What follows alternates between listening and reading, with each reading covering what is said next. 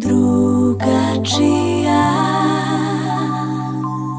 Postoji legenda da jedna žena na nokte nije imala više stvarčica, no kroz kuću.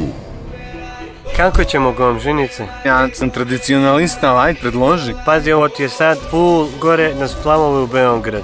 Svaki nokat različit. Boje, jel? Sve. Stavit ću ti malo pijeska da te na ljeto sjeća. Nadu. Ne, kaži, prst ću ti stavim pojačalo.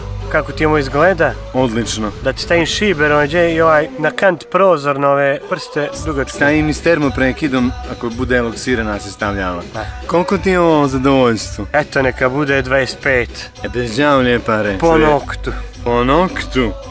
A ovo je po džepu kumentis. Muž ti je bio u 4 afere, svaki 2 dana ste na portale. Ajde čoče, kada ja ne znam ništa. E pa kad znaš, spuštaj tu cijenu da ne počne 5. aferica. Ček da vidim u flesku. Ovo ti 3 vezana, ovo ti je gratis. Polako života ti odvalim u cirkon. Pi, izbali mi ovu beretu. Postoji legenda da je jedna djevojka mogla sve sama sa ovih 10 nokata.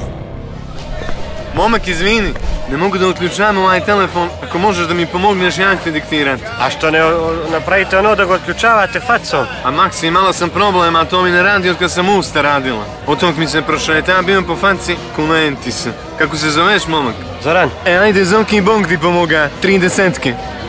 Hvala, Zoki. Pogledaj ga, Zoki, stani. Curo, požuri, molim te, požuri. 068. Šta? Kucaj, ajde. DRS, depilirana radio stanica.